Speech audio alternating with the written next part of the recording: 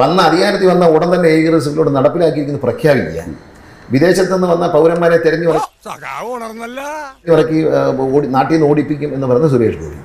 നാണമുണ്ടോ വൈകിട്ട് ഒരു എന്താടോ നന്നാവാത്ത ഇഫ്താർ വിരുന്നിൽ പങ്കെടുത്ത് ആദ്യമായിട്ട് നോമ്പ് കഞ്ഞി കുടിക്കുന്നത്, അതിനുള്ളൊരു ചടങ്ങൊക്കെ പഠിച്ചിട്ട് വന്നിരിക്കുകയാണ്. എന്തിനേയും ഭയങ്കരമാണ്. കാരണം നോമ്പ് കഞ്ഞി ജീവിതത്തിൽ ആദ്യമായിട്ട് കാണുന്ന തള്ളവരിലിട്ട് നക്കിത്തിൻ പച്ചവെള്ളം ചവച്ചു കുടിക്കണ പഞ്ചപാവം അങ്ങോട്ട് ഇറങ്ങിയില്ലടേ. അപ്പൊ എന്താണെന്ന് വെച്ചാ soulful love for any religion ഒരാൾക്കും ചോദ്യം ചെയ്യാനുള്ള അധികാരം ഞാൻ വിട്ടുകൊടുക്കില്ല.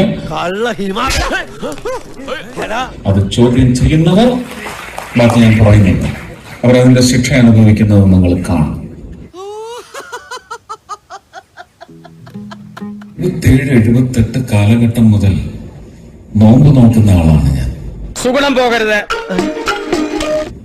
എനിക്ക് ബിസ്മി ചൊല്ലി തന്നെ നോമ്പ് തുറക്കാനും അറിയാം.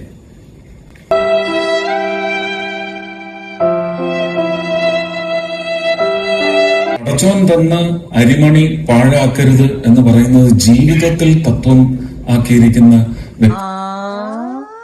ഇങ്ങോട്ട് വന്നേ നീ, എന്നിട്ട് ഇങ്ങോട്ട് നിന്നേ നീ. ഈ ശരീരത്തിലെ അവസാനത്തെ രോമം വരെ നരച്ചാലും എന്നെ കിട്ടില്ല സാർ. ഇവന്റെയൊക്കെ എടുത്തു വെച്ച് നോക്കിക്കൊടുക്കാം വ്യക്തിയാണ്. അതെന്റെ അച്ഛനെയും ഞാൻ കണ്ടുപഠിച്ചിട്ടുണ്ട്, എന്റെ മക്കൾ എന്നെയും കണ്ടുപഠിച്ചിരിക്കുന്നത്. എല്ലാവരും തന്തയ്ക്ക് പറഞ്ഞതുകൊണ്ട്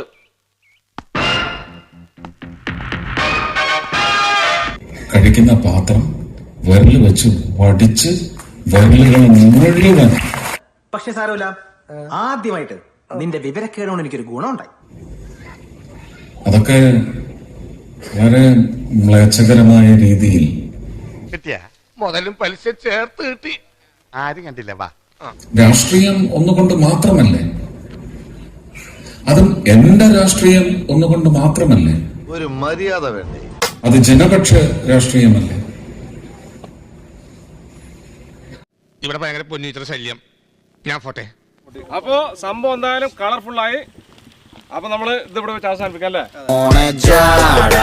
പച്ചയാ ചാട പുച്ഛമാണ് പോള ഒന്നിടഞ്ഞു നോക്കണ.